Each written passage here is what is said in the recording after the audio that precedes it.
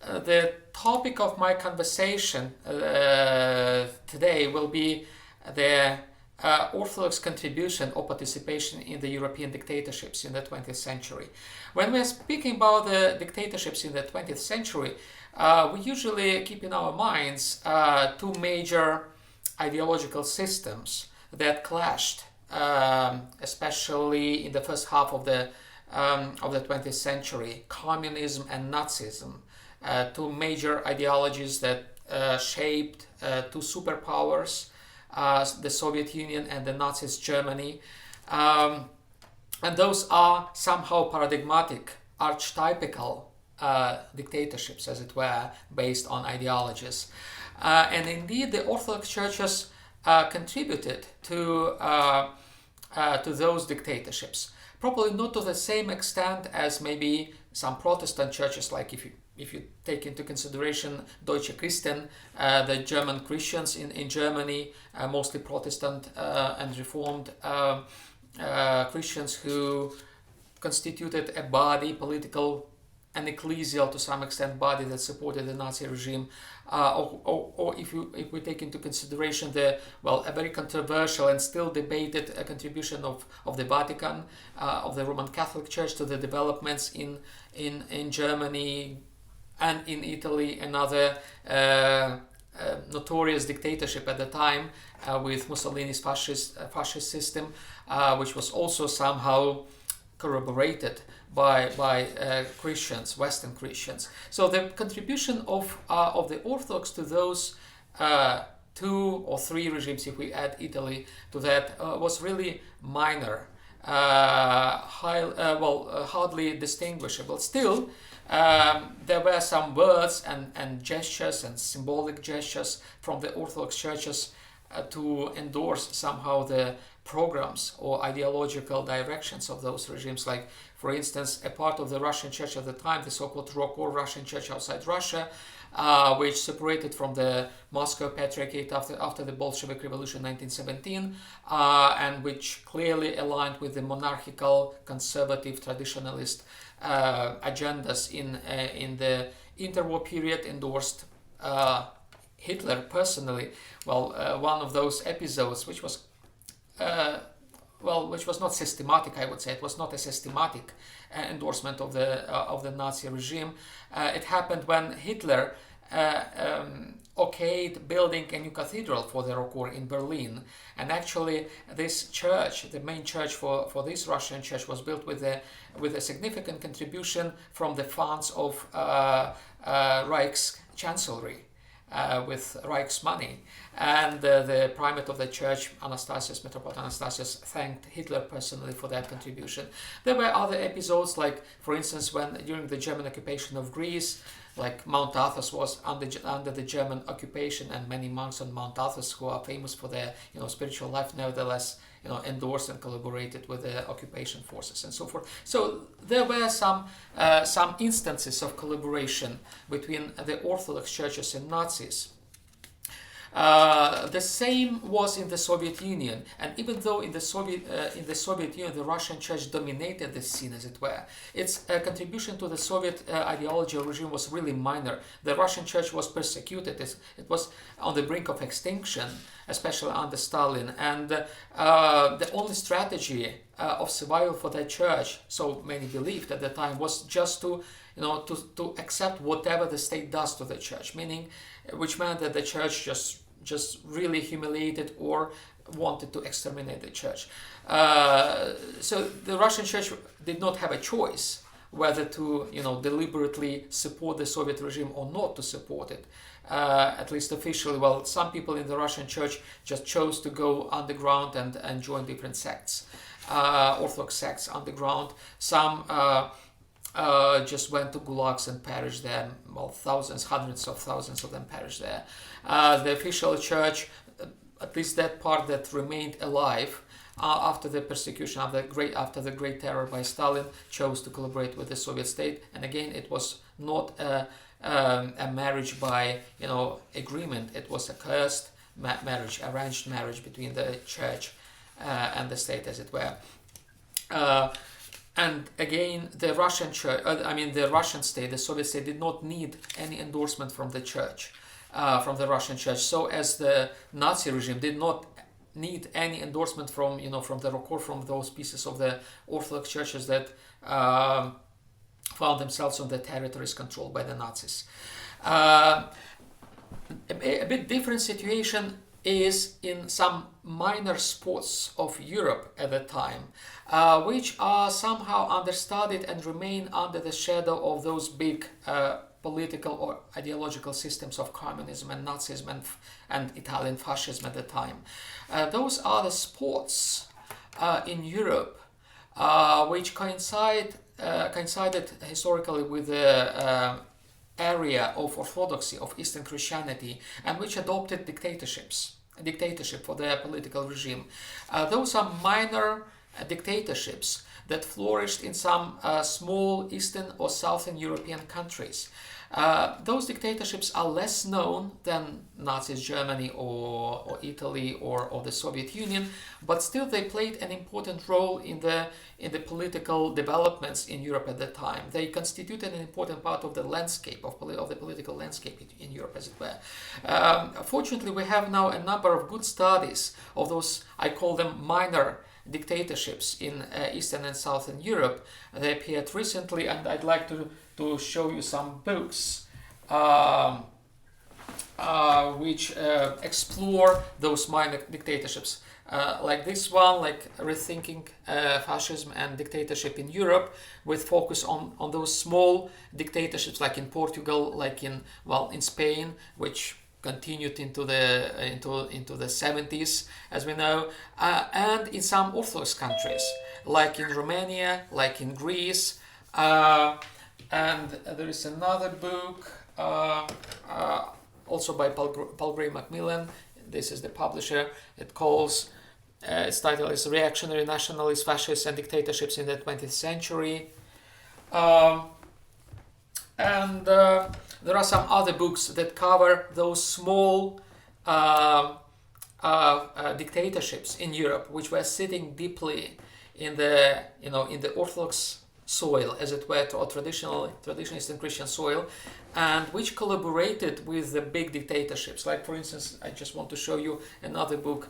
It's called Hitler's Forgotten Ally. It's about the dictator in Romania in the war period, Ion Antonescu. So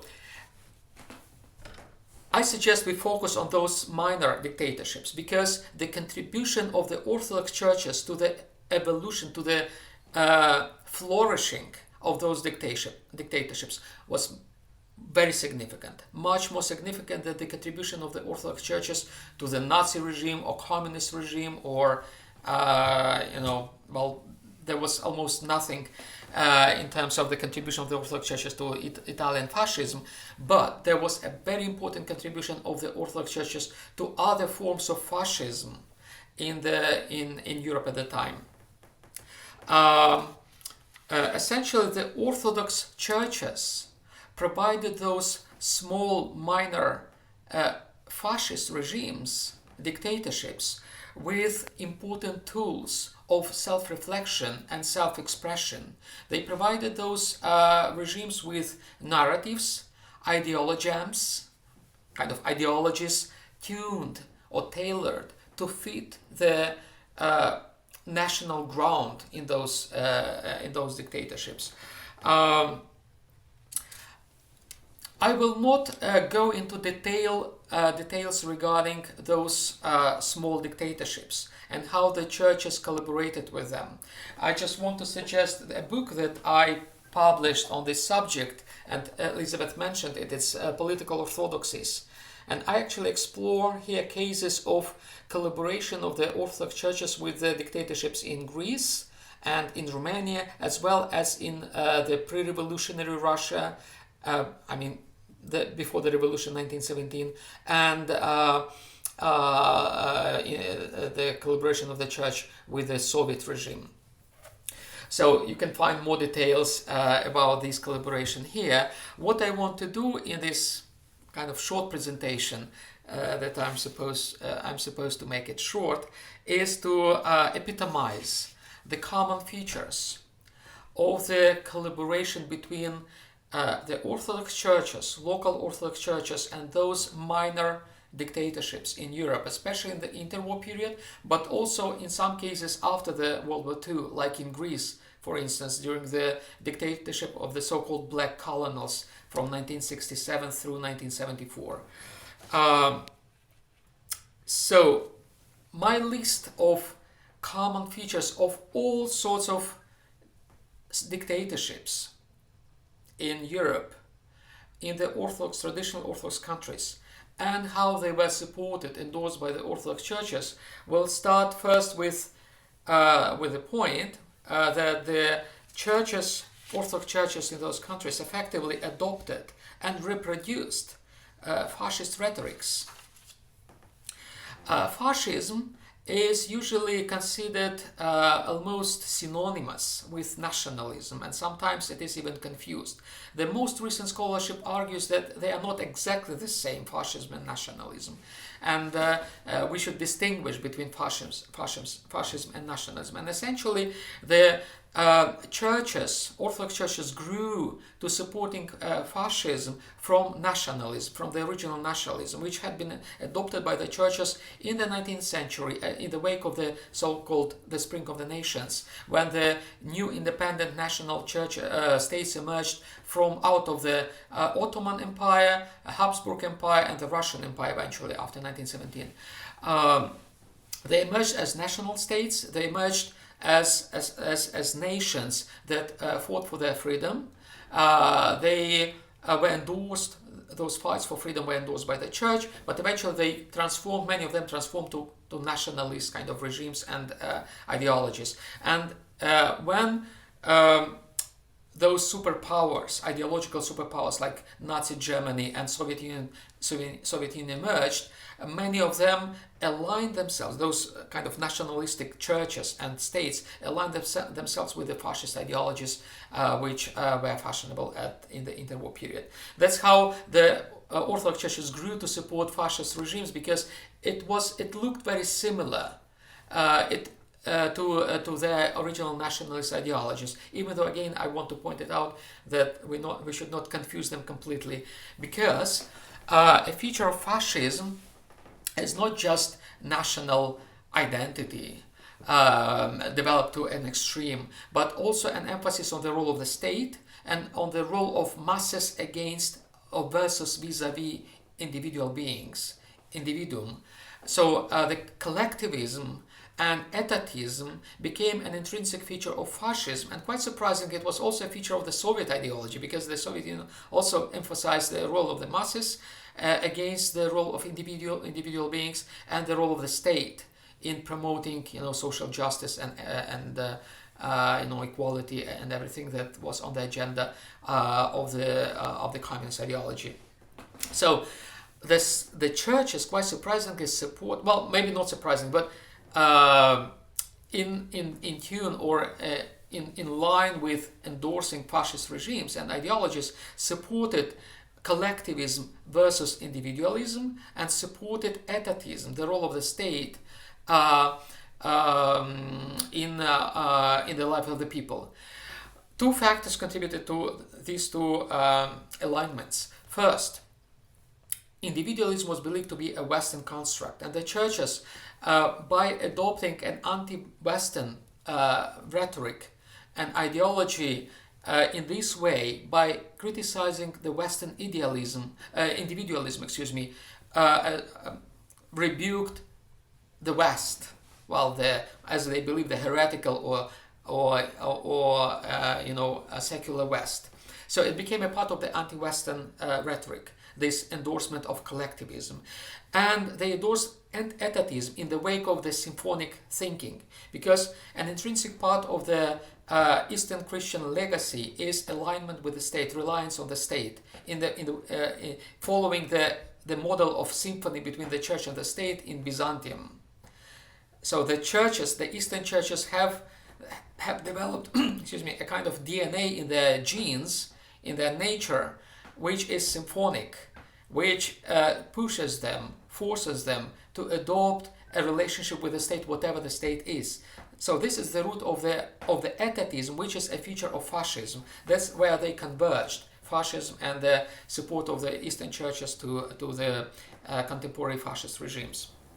Another feature that is common for all the churches that supported fascist regimes in their home countries is what I call Byzantinism. It's a continuation of the romantic perception of the past. I should make a reference here that nationalist ideology in the 19th century grew from the Romanticism, especially from the German Romanticism, which idealized, the past of a nation.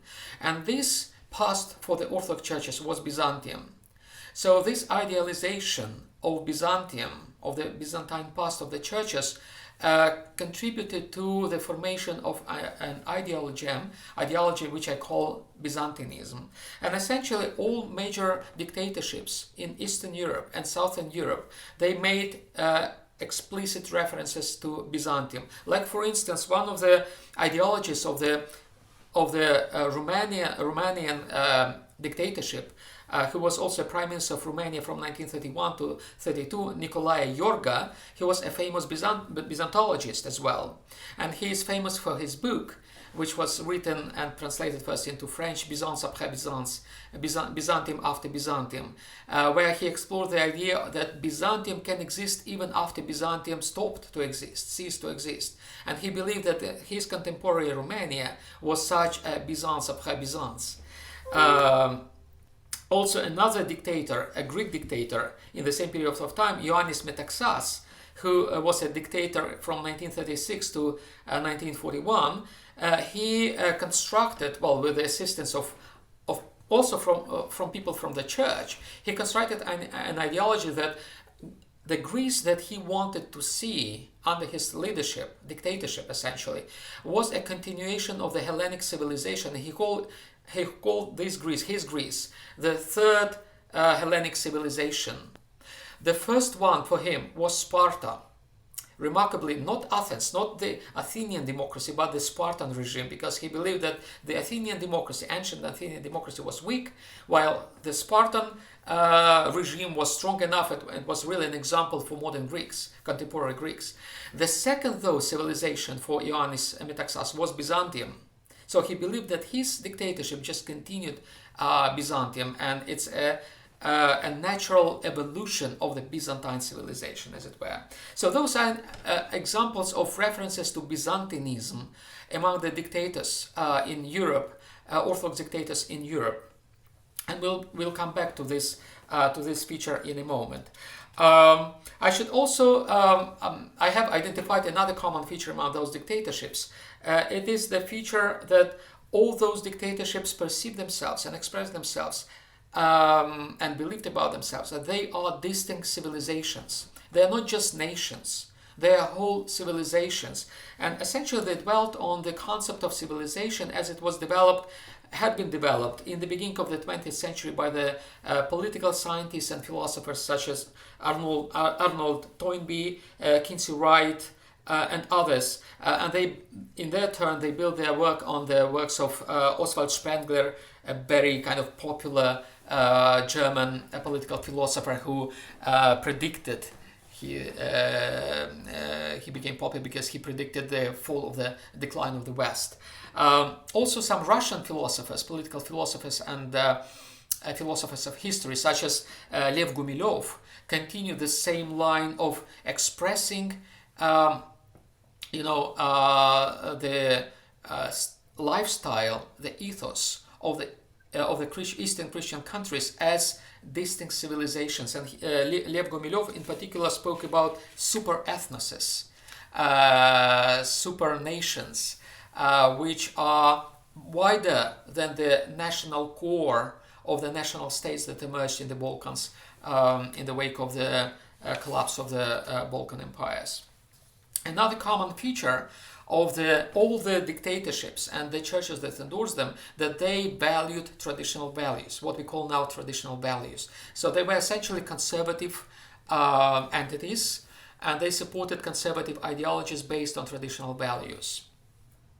They were deeply engaged in the culture wars of those times. The wars between or the battles between ideologies, the kind of liberal and conservative ideologies. Well, the sort of the battles that you experience now in the United States, of course, and in Europe, they were particularly acute, those battles in the interwar period, and well, they led to the World War II essentially, because the World War II can be rendered as a battle royale between two major kind of ideological outlooks, a conservative and a liberal one, in some sense.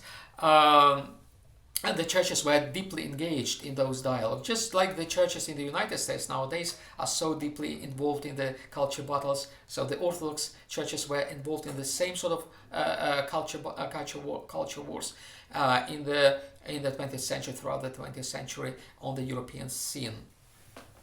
No surprise, they aligned themselves with the conservative side of those culture wars, and they confronted and accused of treason those within the churches who were believed to be liberals. So they essentially tried to to purge the churches from the so-called liberals. So those are the main features of all the Orthodox dictatorships during the 20th century, and it gives an explanation also of those articles on my list. They give an explanation why the churches were so deeply involved in those and supported those dictatorships. Now let me just, in the kind of final part of my presentation, jump to our times. And I would like to highlight that those features, common features of dictatorships, and the churches endorsing those dictatorships have not vanished. They re-emerge, and they have re-emerged in some modern situations. I believe this is the case of what is happening in Russia nowadays. We can, I think, identify clearly those commonalities between the 20th century dictatorships, Orthodox dictatorships, especially interwar dictatorships, and what is happening now in Putin's Russia, and how the Russian church supports Putin's regime. Like, for instance, the Russian Orthodox Church clearly and explicitly stated that it prefers collectivism and etatism over individualism for the sake of rebuking, the Western values in the wake of anti-Westernism that it supports. More clearly, this preference to collectivism over individualism was expressed in the document which was adopted in about 12 years ago. It's a document on the human rights and human dignity, and the document clearly states that the collective rights are more important than individual human rights. So this is a clear indication of this collectivism winning over individualism. Another feature is Byzantinism. It is still, it is in Russia, it is on the plate of the Russian kind of regime, and there are some programmatic statements made by the church figures in Russia, like a person, a metropolitan, he's now metropolitan in the western part of Russia, and who is believed to be very close to Putin. He has produced a movie which is called The Fall of an Empire, The Lesson of Byzantium. It's a popular movie. I can send you a link to the chat. I think I can do this. Let me. Where is that? Just give me a second. Yeah. So it is here. So you can. It has been translated also in English, as well as in Chinese and Greek and stuff. So it is a kind of manifesto of Byzantinism in modern Russia. Or just remember how when Putin visited Mount Athos and he was treated there as a Byzantine Basileus. He was placed into a special seat at the monastery at Mount Athos. So he was presented really like a new Basileus, Byzantine Basileus. So it's another feature of Byzantinism in Russia. And also I should remind you that the rhetoric of the Russian civilization has become very popular in Russia, and it is generated mostly by the church. So the main producer of this rhetoric of a unique Russian civilization is the Russian church. Also, an important part of this rhetoric produced by the church is the rhetoric of the traditional values. Most people who speak about the traditional values in Russia nowadays, they believe that they have invented a new thing.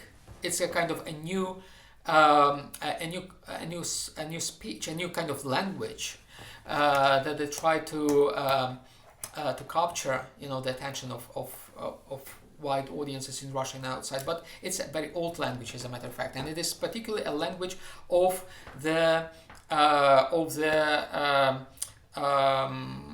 churches and groups within the churches that supported dictatorships during the 20th century. I'd like to show you probably the last book that I want to show you. It's in Greek. It's a book by Christos Yanaras, a Greek modern author. It is titled Καταφύγιον Ιδεών, and this is a book about the so-called brotherhoods in the interwar period and immediately after the World War II. Those were groups of theological groups, very powerful in the Greek church. They were called Zoe, life, and Sotir, the savior. And they were very active in the Greek church. They really dominated the Greek church. And they were very conservative. They had a very conservative agenda, and they endorsed the dictatorships of their time. So it's a kind of, and they endorsed those dictatorships on the basis of the traditional values. They clearly articulated those traditional values. So the roots of the modern language, Russian language of the traditional values, goes at least as far as to those groups, conservative groups in Greece, who had supported their contemporary dictatorships.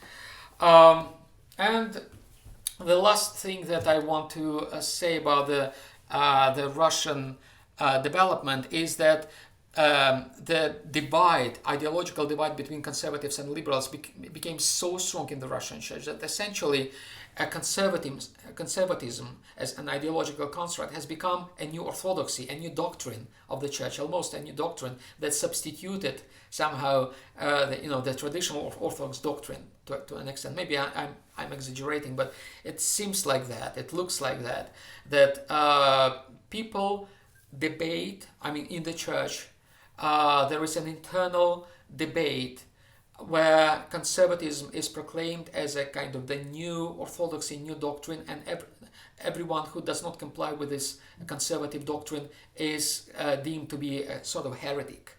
The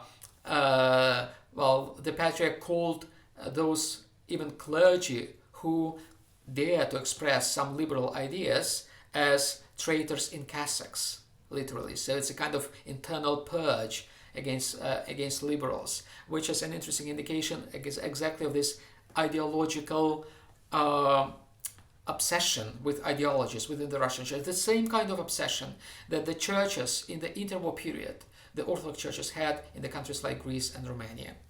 So that's my kind of short presentation. I try to be brief, and I want also to leave some time for Q&A.